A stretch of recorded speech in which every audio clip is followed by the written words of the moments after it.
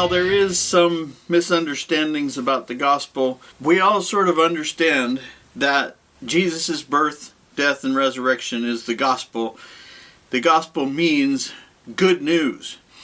And most of us are on board with the fact that good news is we are saved from hell and we are saved from the wrath of God, so to speak.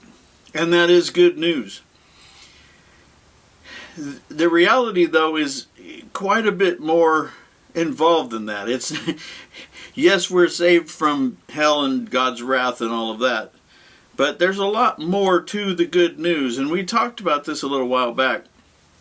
We talked about Jesus' first sermon when he talked about that God has anointed me to preach good news to the poor. And that will mess with your theology just a little bit. So, anyway, that's exactly where we're going. Go to the 4th chapter of Luke, and in verse 14 it says, Jesus returned in the power of the Spirit into Galilee, and there went out a fame of him throughout the region round about. And he taught in their synagogues, being glorified of all. And he came to Nazareth, where he had been brought up. And as his custom was, he went into the synagogue on the Sabbath day, and he stood up for to read. And there was delivered unto him the book of the prophet Esaias, which is Isaiah. And when he had opened the book, he found the place where it is written, The Spirit of the Lord is upon me, because he has anointed me to preach the gospel to the poor. He has sent me to heal the brokenhearted, to preach deliverance to the captives, and recovering of sight to the blind, to set at liberty them that are bruised, and to preach the acceptable year of the Lord. And he closed the book, and he gave it again to the minister, and he sat down, and the eyes of all them that were in the synagogue were fastened on him. And he began to say to them, This day, this scripture, this prophecy is fulfilled in your ears. You just heard the fulfillment of the prophecy, is what Jesus just said. This is pretty huge, which of course you understand that, and that's why they tried to take him out to the cliff and throw him off and kill him, because he said, I'm here, I'm the Messiah, I came to save you. And the people said, no, no, you're not the Messiah, you're just some guy that grew up here. Alright, so the next place we're going is Leviticus 25 verse 9.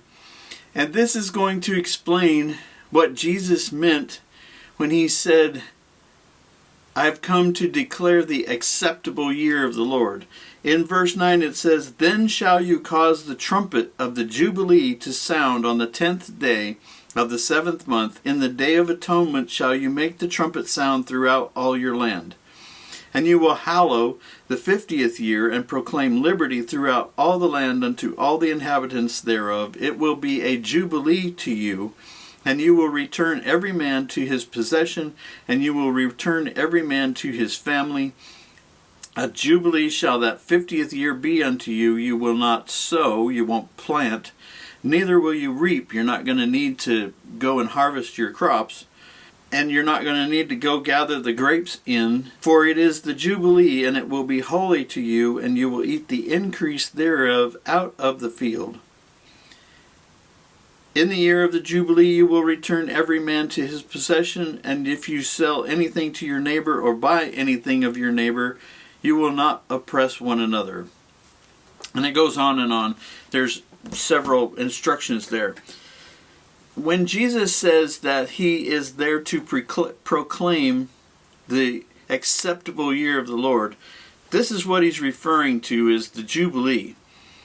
And he's saying that I have come so that if you are a slave, in the year of Jubilee, everyone is supposed to let their slaves go free and go home. This is how the Jubilee was supposed to work. Now, from my understanding, it's never happened in Israel that the actual Jubilee was kept in actually the way it was supposed to be kept. because there are greedy people, and there are people who say, well, I don't care if it is a year of Jubilee. You can't have this land back. You sold it. But this is what Jesus is saying is that this thing that God put into the law, so that even though you might have made mistakes, even though you might have put yourself into slavery, the way it's supposed to work is that after a period of time, you're supposed to be let go and become free. This is what Jesus did, and this is really, really hard for some people to understand. This is what Jesus did on the cross when he died. He made us free. He fulfilled the law, and he became our Jubilee. He became the acceptable year of the Lord. And this is what Jesus is saying is, I'm here and I have brought the Jubilee with me. And, this is part of the reason that the Jews really didn't understand and didn't want to understand. They were like, well, no, that's not how this works, because we have our traditions and we have our ceremonies and all of that. But that doesn't mean that you get to come in here and just change things and turn it all upside down. This is the revolutionary thing about Jesus, that he completely did turn everything upside down. He said, I'm the Jubilee, I'm here, I'm the acceptable year of the Lord. Because we've had the last 2,000 years of our experience, we have made Christianity into a religion, and we have completely lost the significance of what Jesus did.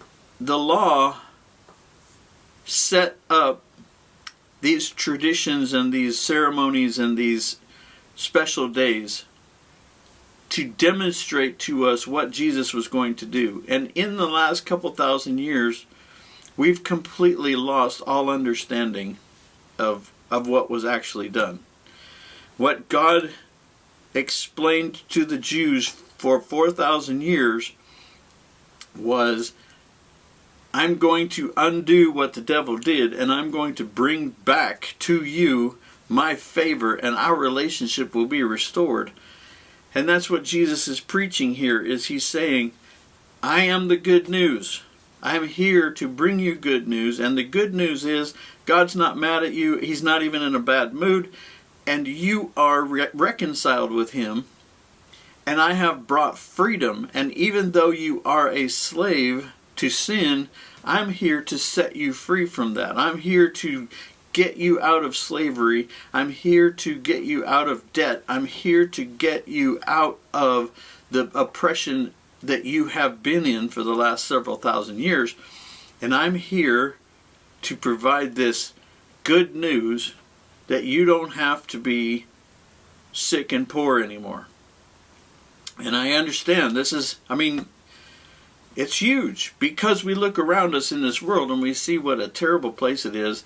It doesn't make a whole lot of sense. What do you mean, Jesus? How are you supposed to do that?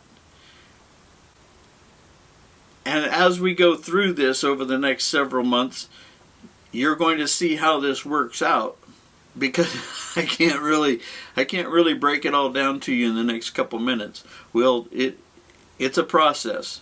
Come back each day and we'll work our way through this piece by piece. Or send me an email and tell me how I missed it and I don't know what I'm talking about. That would be fine too. Either one is fine. Alright, so tomorrow we're going to come back. We're going to talk about the gospel, the good news. I'll see you then. Alright, bye-bye.